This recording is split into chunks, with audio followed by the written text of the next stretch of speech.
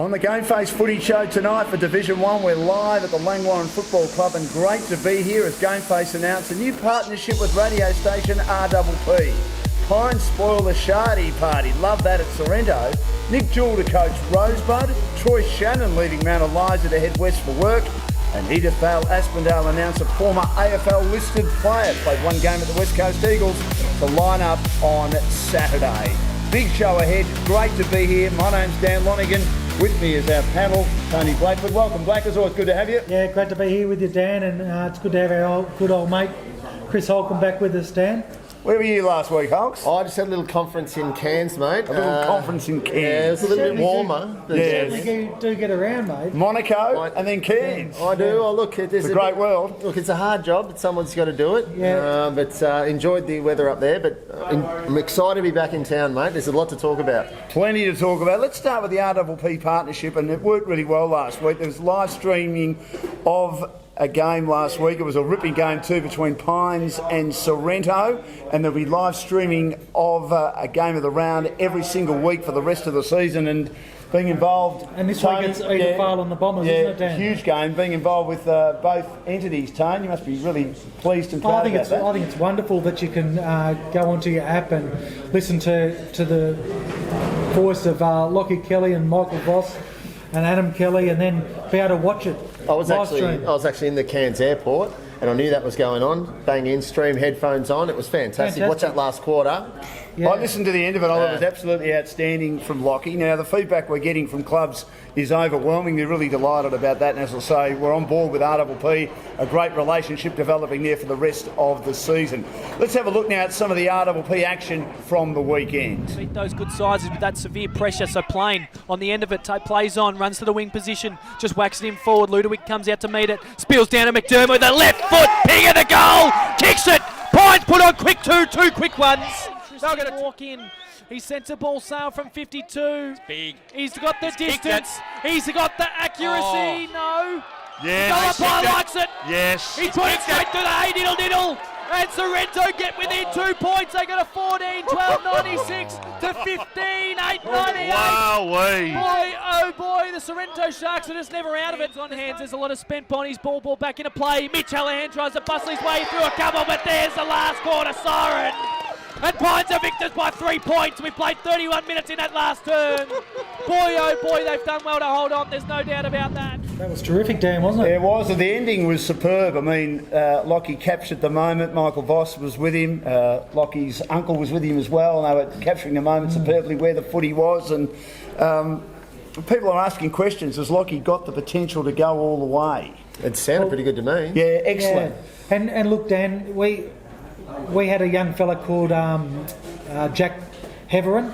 He called with you guys? Langwarrin boys. So Jack used to do the 3RPP footy show with Andrew Kelly and myself, and Andrew put him into the seat and got him to promote the show, and he gave him a real opportunity, and he's doing a wonderful job now. He is. He's one of the stars at SEN and Croc Media. He's sort of the flagship of Croc Media in a lot of ways. Yeah, and Dan, you know more about the industry than what we do. Yeah. But there's a lot of potential there for Lockie, and he's got that voice, and he's got the passion, and he's got the drive. Well, I believe he hadn't done it at all, and I heard a game he did at the start, or very early in the season before I started here. Glenn Carter, our boss, said, have a listen, and I thought, for a guy who hasn't done it very much, he's got the flow. He obviously knows the players, which I don't yet, so he's one step ahead of me there. He tells you where the ball is. He could probably give the time a little bit more. I mean, I'm big on saying 28 and a half minutes into the quarter, but I mean, that's not a big issue, and I think he has a lot of potential to go all the way. I'm not madly in love with radio stations, and I know why they do it, and TV stations, they do it because it's all about profile. Having AFL players do it because many of them are not up to scratch. Wayne Schwass is the best for mine. Coach, by a country mile. He's absolutely sensational. Coach, our producer tonight, hates me using that word. But in my opinion, Wayne Schwass is the best of the ex-AFL players. Brad Seymour in Sydney, who I broadcast with at Triple M in 2015, is also very good. but there's not many others to me that are up to scratch. I'm not a Brian Taylor fan, so I think we need young callers like Lockie coming through. There's a young fellow at the ABC this year, Joel Peterson, who called football in Bendigo for Fresh FM up there in the Bendigo League. He's an outstanding talent, and a lot of them, like Matt Clinch and Gerard Waitley and Kelly Underwood, they would go to games, Adam White, and they would practice into a recorder at AFL matches, and that's fine, but I think you've got to go and actually call the local footy. I think that's where you get a better idea how to do it. And I did it many years ago. Yeah, a grounding, don't you, Dan? And you make your mistakes along the way. I'm not saying it's the wrong way what Gerard and the others did, and they've all had outstanding careers, and they're all, everyone can do it, but we all have opinions about who's good and who's not. But I like the way of going and calling the local footy. I think it makes you more rounded. I know going to do AFL matches, you know the players, and then you can work on the flow, but I just love what Lockie's doing, and I think he's got a great future in front of him. And we know that the GameFace stream has increased traffic dramatically, which is wonderful. And as you mentioned, Black's big game this week between Edithvale, Aspendale and also the Bombers, which will just add, I think, to the interest of the product. And the biggest winner here is local football. 100%. That's the biggest winner here. Everyone I've been talking to about the show this year and what GameFace are doing, and then obviously with the affiliation with 3APP, all of this is building profile for the local football, and that's what we all want. We want a really strong local product that everyone's proud of and everyone gets behind. Yeah. Correct. Now, it'll be a terrific match this week, so we look forward to having that match for you, of course, on RPP and on the GameFace app.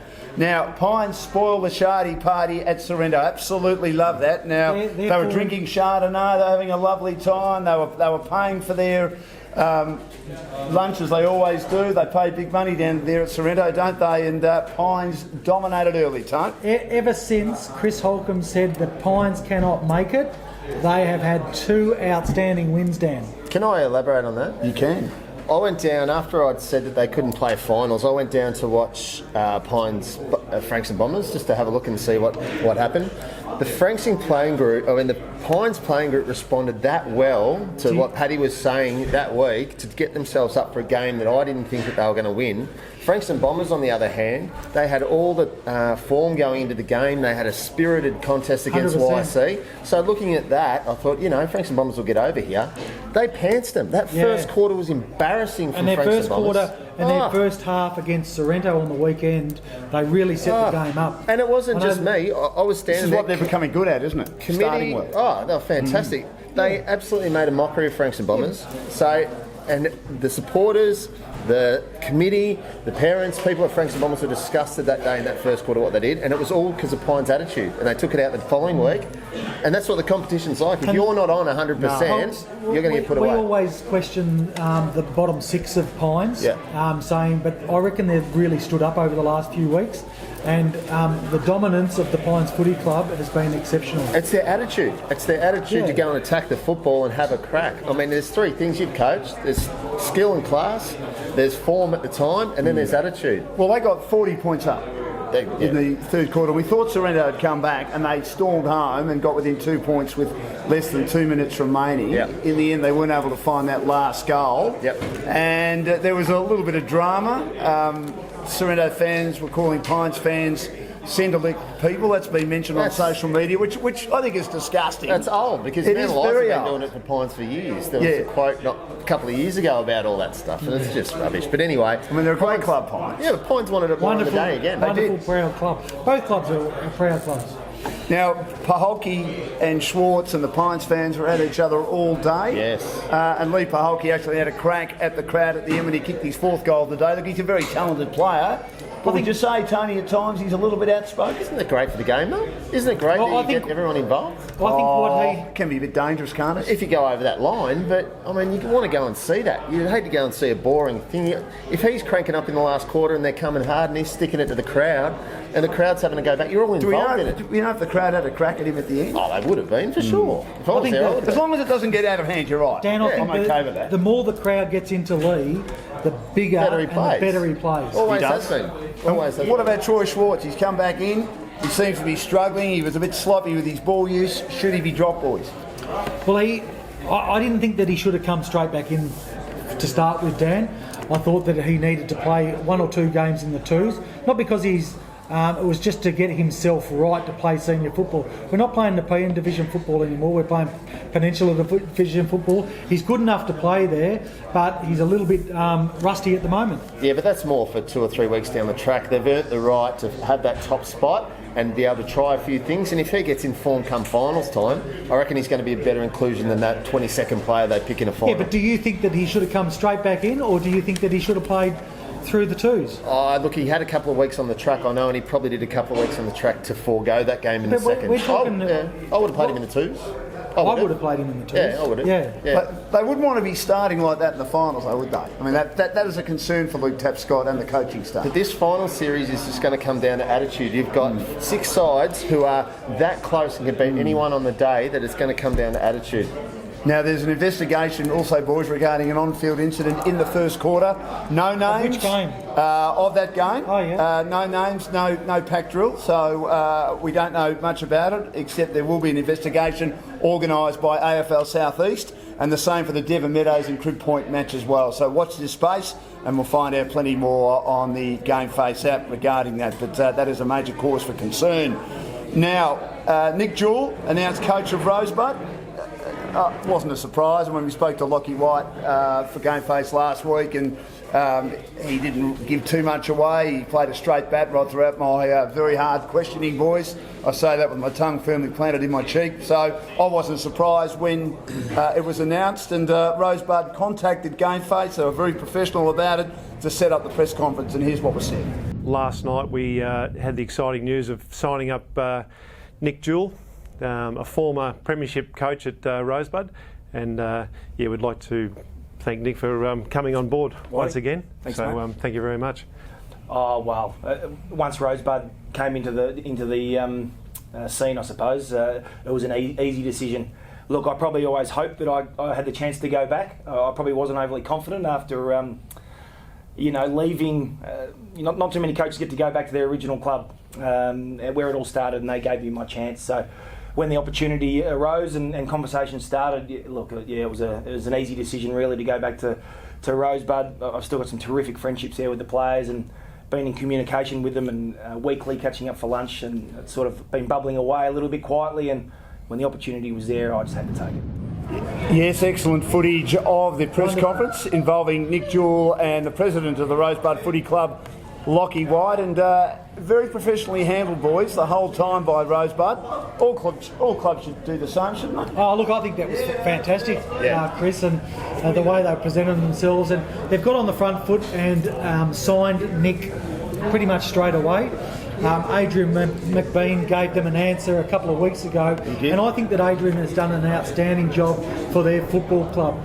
I think he got Coach of the Year last year in the PN Division. They've come up, and look, Holtz, I think He's left them in good shape, you think? Oh, I think they have. They haven't recruited that well. They've come up to a stronger competition. They've won 4.5 games. They might win 5.5 games by the end of the year. And I think that Adrian has left that club in a good spot. Look, I think Nick Jewell, when he left the club, I think that there was he really split the club down the middle. Why did he? Well, just probably the way that he went about things. I think he announced to the club that he was going to another club before they played off in a grand final. He's a premiership coach, and I think that Nick Jewell is the right person to take Rosebud forward. They seem pretty confident about the decision. That's what I got out of that, and that's probably what getting on the front foot and doing it with the media does. It tells your supporters and your players and those guys that you're confident about your decision. This is what we're doing and this is how we're doing it. Whereas a lot of, if you hear it from a second source or you hear it from a mate down the pub, what are they doing? But you can see it as clear as day that they're confident with their decision and they're happy to go. It's a good fit. He's a good man, Lockie White. He's got them under control.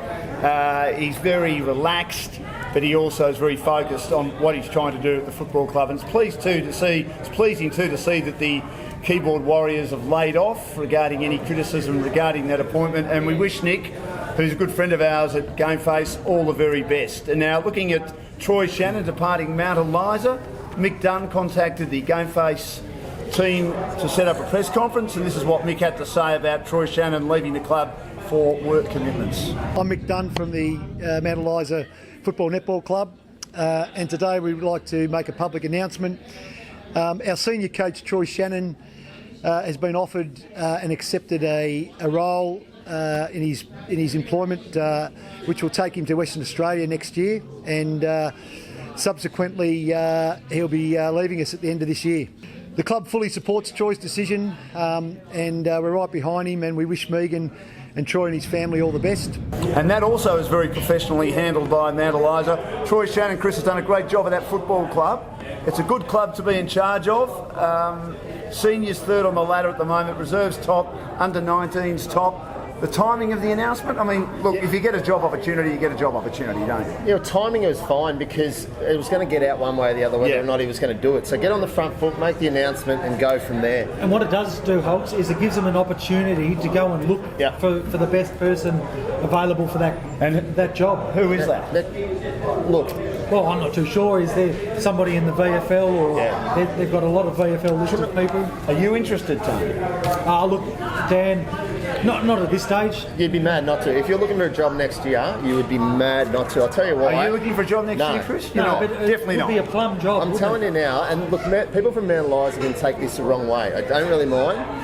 For 10 years they've underperformed. They've had the best under-18s, they've had the best seconds, they've made finals every year in a good position, whether it be first, second or third, and every time they've folded. They've had great coaches in John Giorgio, they've had great coaches in Troy Shannon, but they still haven't got over the line. That club has underperformed for the last 10 years. So but why? Do you think, but behind the scenes, Holtz, I always hear rumblings from the committee, and the committee always seem to interfere. Yeah, look, I've heard that too, but I'm not going to comment too much. I've heard the same things you have, but at the end of the day, they have got the best junior list on the peninsula by a mile. They're a financial club, they don't struggle. If you want to go out and recruit, you can. In the last probably 4 or 5 years, they haven't recruited the right person. That's what I think anyway. Blokes just turn up to try and get their paycheck. When they went to guys like Shane Tennant now, he's the right fit for them, and he might even put up his hand to take that coaching role, I'm not sure. But he'd be a good fit for him. Well, let's watch this space, because it is a plum job, I would have thought, with Mount Eliza going pretty well, and we'll talk more about who we think will finish top 5 and the finals places a little bit later. But I think Mount Eliza is going to be in it right up to their ears in Troy Shannon's last year as coach. We wish him all the best, of course, in his new professional move with his work, moving over to WA, over to Perth, which is a magnificent part of the world. He's been working a lot in Sydney this year too. Right. Yeah. So Tuesday nights have been really hard for him to get to every training session. So the assistant coaches have been doing a lot of the Tuesday night sessions. Oh, look, he's a great man. He's got a great record. That flag he won with Edithvale was the best thing I've seen in local football. He's done a great job, and we wish him all the best.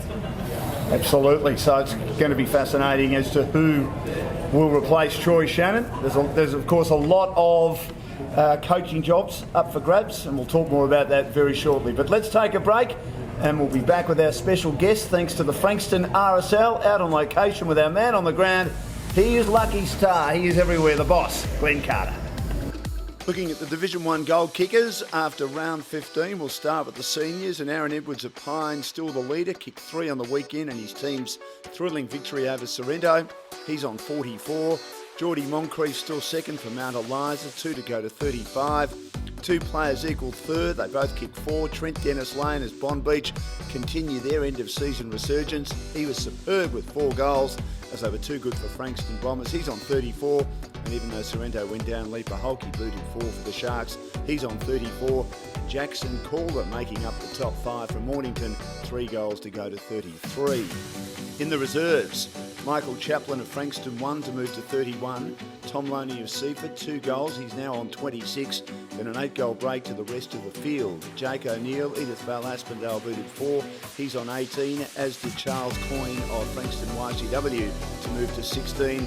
And Mitch Chopping of Mount Eliza remains on 16 despite not scoring any on the weekend. In the under-19 goal-kicking table, Sam Hart of Edithvale Aspendale still in front on 34, none on the weekend. Toby Villas finishing with a wet sail, 6 goals on the weekend from the Bombers, he's on 31. Sam Sturt of Mount Eliza has been playing senior football for a while, remains on 25. Brian Francis of Edithvale Aspendale is on 19, no goals on the weekend. Josh O'Toole of YCW also on 19, didn't kick any on the weekend. And Tom Wisniewski of Mornington has been on 18 goals for a while. He remains on that tally. Frankston RSL, Frankston's function and restaurant specialist.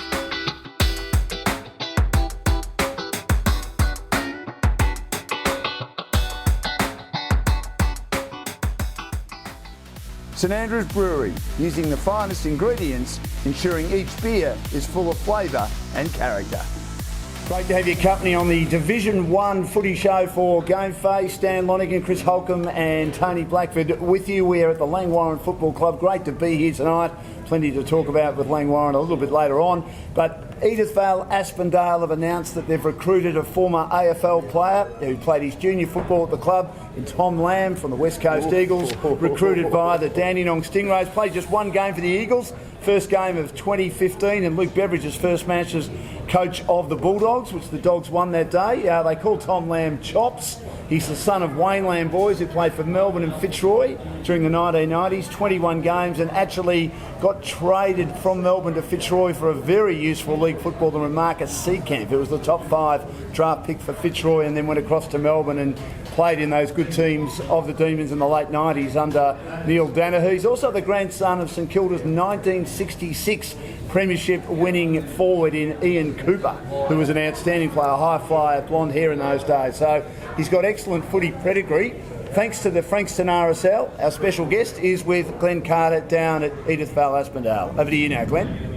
Alrighty, thanks Dan. Yeah, down at the EDS Footy Club, obviously a very good club here at EDS, and that doesn't happen by accident. It means that they work very hard to become a great club, and they also have to have some good people around the place to help them get there. It takes a lot of hard work. One of those people at EDS is Shane Ward. Shane joins me tonight because he's got some really fantastic news for all the EDS supporters and parents and players. So Shane, the surprise is gone because I've got him standing right in front of me with his little brother Ollie, ready to share the news. What do you got for us, mate? Yeah, thanks, Glenn. Look, we've been fortunate this week that Sandringham have a bye, and Tom Lamb, who's been one of our juniors for quite a few years, and we've enjoyed his success over the years from our club, the Stingrays, and of course the West Coast, and now at Sandringham. And with the bye, Tom will line up this Saturday against Frankston Bombers. So we're very excited to see Tom back on Regents Park where he first started. So before I ask Tom a few questions, and as if the Bombers didn't have their hands full already without Chops lining up, he's a one-pointer because he played as a junior here. What sort of work and process did you need to go through to get him here? I know you've been trying all year, Sandy, haven't been happy to release him. How's it all come about all of a sudden? Look, Tom's always been a loyal player and also a member of Edithvale Aspendale Football Club. And look, when he hasn't been down here, whether it's with West Coast or Sandringham, Tom always comes down to watch the boys and gets around the boys. He's always watching on Saturdays and getting around the boys. So, Tom's always wanted to play a game back here and got the opportunity. He gets to play where it all started for him. So he's excited and so are we. Good on you, Tom. Congratulations. And, I'm sure you can't wait to be running out with all your mates on Saturday against the Bombers. Yeah, no, thanks for having us. It'd be good to run out there for the first time. I haven't actually played here since I was 15, 16, so didn't even get to play a game out there in the under-18, so looking forward to it, and it should be a good day. So take us through, you played at the Stingrays, you were drafted over to West Coast, you're on their list for a couple of years, played a game with them, had some injuries, came back, you've been with Sandy for, how long have you been with Sandy for now? Just this year, yeah, first year back. And obviously Sandy don't look like they're going to be playing finals. You've got the bye this week, so you're all set and ready to go. Yeah, it doesn't look too likely, but you never know. And yeah, it's just a good fit to get down and have a run around, and pretty fit-in situation, seeing as Ox was my first coach and Yader was my coach at under 18's Stingrays. So yeah, it's kind of built up to be a good day, and hopefully we get the win, which is the main thing. And of course, your dad played football at Melbourne and Fitzroy, and you've got a famous grandfather on your mum's side who played in the 66 grand final, who has been following your career all the way through. You tell me he hasn't missed a game. Yeah, Pop likes to come to all my games, and as does he go to Ollie's as well, and he gives me the $5, so it's been pretty publicly, I suppose, noted. But yeah, he still does that, which is good. Yeah. So Ollie's a little brother, and glad you could join us, Ollie. You play for EDS too. Now, you're playing this year. Tell us, what year level are you in? I'm in under 12s. And you've been injured this year. It wasn't through playing footy though. What was it from? Broke my arm at the start of the season. fell off my scooter. And I noticed that they're keeping a close eye on you, because if you're going to be as good as your big brother, they're going to want you lining up in the Eagles jersey, aren't they? Yep. Would you like to play for EDS when you grow up? Yep. Sure. Good boy. Are you going to play finals this year in the under-12s? Yes, we got our elimination final this Sunday at Langwarrin against Frankston Dolphins. So a great day for the EDS club this weekend. One of their own who's been on the AFL list and is coming back to debut this Saturday. So we wish you, Tom, and the club all the best against the Bombers. Good luck. And thanks for coming on GameFace. No worries. Thanks for having us. Thanks, Glenn. Thanks for coming down. Get your GameFace on. Great job, Glenn, and thanks for bringing that story to us. There's still a job there for him, isn't there? What? You've done a wonderful interview there, Glenn. boss. Absolutely outstanding. I was nervous about my job when I saw what happened last week. Sort of wanted my chair back. I've been nervous about my job right from the word go, boys. Now, Tom Lamb could make things even more interesting for the Bombers on Saturday, couldn't he? He's a good pickup for them. That's another good player, isn't he, Hogs? Don't worry about this Saturday. When beating that drum all year on EDFL and they get it right at the right time of the year, you're putting an ex-AFL player who doesn't have to play a big role, he doesn't have to play on the ball all day, he doesn't have to play a key post and kick a lot of goals. He's like your little swing man. But he can play a key post. He's got the height. He can impact a contest. Don't worry about that. They need a key defender. We still haven't seen the best out of EDFL. No. You and I have been saying that they're going to play well. Yeah. But a couple of weeks ago, the way they got beaten by YC was a big shock. For that, the amount. Yes, the amount was. Well, you have a different view on that, Chris, don't you? It was a cracking game. If anyone was there, I went and watched the game because I often do Blackers. I go and do a bit of research. That game was a belter up to halfway through the third quarter, three-quarter time. EDFL had their chances to go in front a long way in that third quarter, missed their opportunities, YC out the other end, bang. It wasn't as bad a game as what the scoreboard said, so I'm still on that. But it's a concern that they let the last quarter slip away against a team that had not won, Chris, for 2 months. It hadn't looked like winning. Mate, I'm telling you, watch out. Like Yada said, don't poke the bear. They're coming, mate. They are coming. YC are coming. I'm telling you. And they were very good, weren't they? Very good. Excellent. Very good. All right, we'll be back with more very, very shortly, which includes Team of the Week, tips for round 16, and we'll put our heads on the chopping block. Final 5 predictions, which we're all a bit nervous about as to what might happen over the last 3 weeks of the Division 1 season. That's all still to come on the GameFace Footy Show here at the Langwarrin Football Club. Websites, videos, Google marketing, SEO. What do you need for your business? Call the team at Chill. They really know their stuff.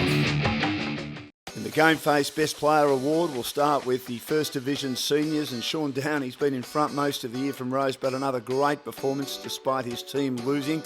6 votes to go to 62, 14 in front of Joel Miller of Mornington. He also picked up 6 votes. He's on 48.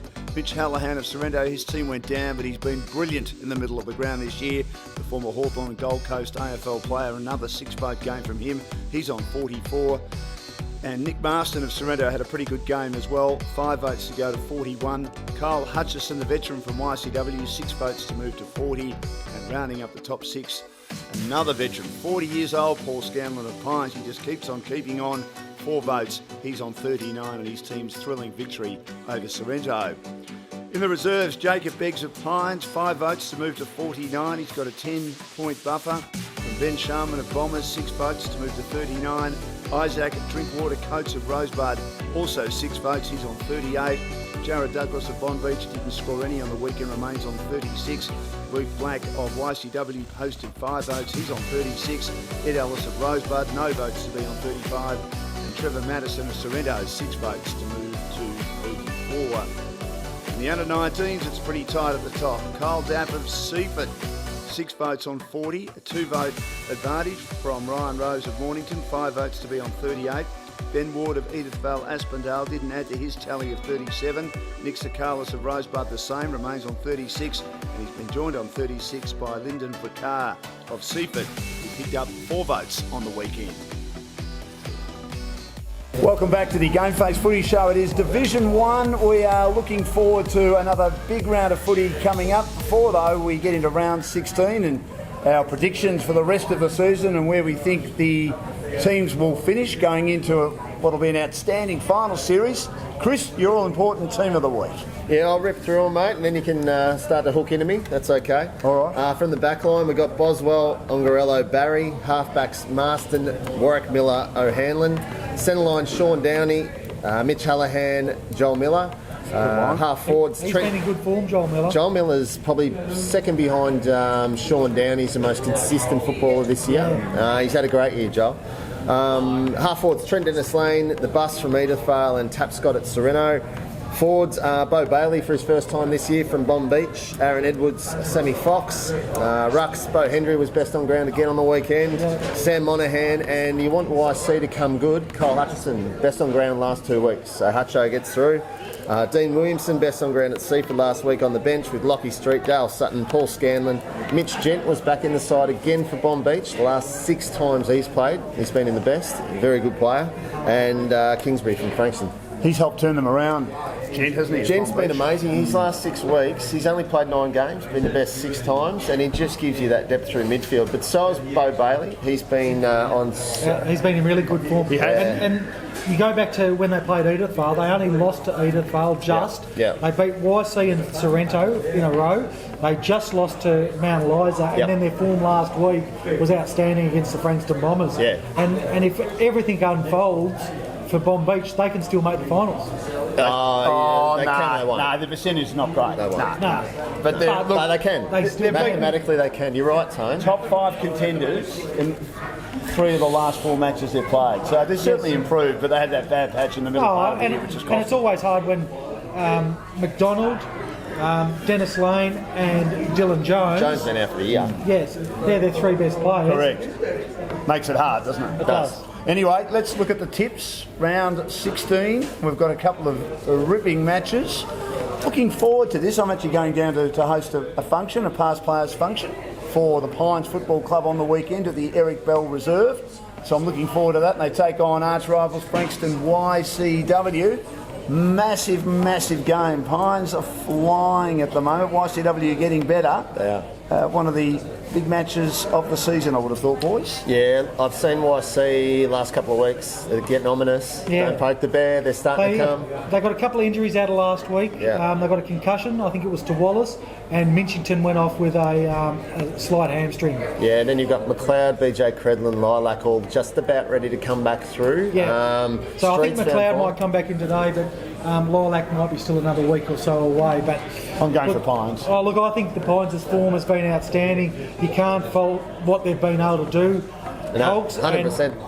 And look, we all know that YC are coming. Yep. And they will keep coming. Really close game, not much between them. I think Pines at home. I'll take YC. Fair enough. I thought you might. You've been off the Pines bandwagon I guess give them until a rap. this weekend. I know gave that. them a rap. I know that. Their attitude over the last 2 weeks has been last week. amazing. Yeah, no, they've been great. good, haven't they? Oh, great. Rosebud against Mount Eliza. Mount Eliza to win that. They can't afford to drop a game like this, like they did to Mornington a few weeks ago. Yeah, they've got a few back now, and their kids are going really well. And I think it'll be a real Bailey spirited Green game. kicked 4 on the weekend. He did, and also Landry's starting to get a bit of ball from the midfield, which he hasn't been all year. Can I just make a quick apology? Team of the week, I've got no Mount Eliza people in there, and I'll tell you why. Because they're great players are doing their role, but their kids are filling those spaces as well. So there's no outstanding players that you can go, Tennant's killing them down back, or Moncrief's kicking a bag, or Freeman's kicking a bag. Well, Troy Shannon's doing the job, isn't he? No, they're doing a great job.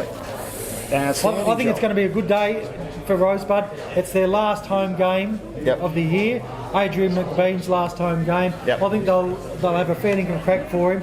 I just don't think that they'll get over the line against Mount Eliza. They haven't quite got the talent at the moment. Have they? Bond Beach to beat Mornington? It'll be a close game. Mornington are taking it to everyone at the moment. Hey, Hawks, you know this better than anyone.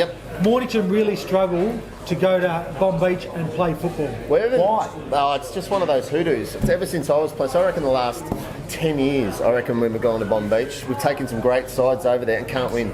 Can't win. No, we can't win. You've been much better than Bomb Beach on the table, and they still find a way. Yeah, at times I've been shocked. Bomb Beach's form has been outstanding. I think that they're really gelling together at the moment, and I think that they'll win. Even though you must be happy with the way Mornington are playing, I think that they've been in every game. I think I've said most weeks that they've got a side that is competing hard, but they just haven't got that class to get them over the top, and that'll be the same this week. Seaford at home to Sorrento. I think Seaford will go down to second division. They'll be relegated. Interesting to see how they go next year. Your mate, of course, Rob Murphy's brother, coaches Seaford. spoken to him in recent times. How's he feeling about it? I'm hoping to catch up with Murph. I'm going to give him a call and see if I can catch up over the next 2 weeks and have a chat with him. He's a positive guy. He's been flat that they're going down, but he's a realist as well. He knows the cattle they've got at the moment and what they're trying to do. But yeah, Sereno in this one, I'd say. Too important. Yeah, quite comfortably too, I would have thought. They need a... My understanding is that Dawes is out for a couple of weeks. Is he? That won't hurt him too much. I think he's twinged a calf or he's got a soft tissue injury. Yeah. And are they struggling for money? Is that why you haven't been paid? Well, I haven't been paid, and I mean that's another topic in itself, Dan. And I'm disappointed because all I'm asking, I understand if they weren't happy with the way I was going about coaching, they've got every right to terminate. But having all the, I mean, I believe some of the players weren't done. I mean, they seem to run that club, but having all the players, or aren't all the players, I should say, not being paid their entire amount. My understanding is that they might have had to take a pay cut. Maybe that's the pay your bill tone. Maybe. Well, I hope so, for your sake, Tone. Well, I just think that I mean, they came to me in September. They rang me. They got me to sit down with a match committee, a subcommittee, a coaching subcommittee. They appointed me as their senior coach. And then after 6 months of a real hard pre-season, they terminated. Edithvale Aspendale against Frankston Bombers. Who's gone Bombers? I have. You've gone Bombers? Yeah. I think Bombers, this is their last chance. And I think they'll throw everything at Edithvale Aspendale. Still not convinced about Edithvale Aspendale. They just can't beat teams by big margins. Even with Lamb coming in. Yeah, we'll see how he goes. It might take a couple of weeks. No, I'm going for the Bombers. Yeah, I thought their last chance. I thought a good sign as well last week was Dorr was the first time he's been in the best all year. Wonderful. And you can see he's just started to get back into it. You get Batten into there, you got Lamb coming through as well. Tim Mannix mustn't be far away. Yeah, I don't know how that'll go. Stevie was injured for a few weeks as well. He's back in the lineup now, so I think it'll go. We're continuing on with our Division 1 show, and we're looking at the next couple of rounds after round 16. We've gone through our tips for round 16, but looking at round 17, and then we'll look at round 18, and we'll have our predictions in regard to the ladder as well after that. Mornington and Pines. Now, Pines, they just need to keep winning, don't they? I mean, they're playing great footy. I think they can finish top 3 the way they're going, but they can't afford to drop that game. They come over their hurdle of those 2 hard games that they had to get through, and now they hit the couple that they can jag in. They'll beat Mornington, yep. Pines? Yep. Sorrento, they're doing battle against Frankston Bombers. I still think Bombers will be alive because I believe they can beat Edithvale Aspendale. And I've just got a feeling they can beat Sorrento as well, provided they beat Edithvale Aspendale. Not what I've seen the last couple of weeks. I'll take Sorrento in that one. But you talk about the last couple of weeks, Hulks. It's about mindset, isn't it? You know, the mindset. Sorry.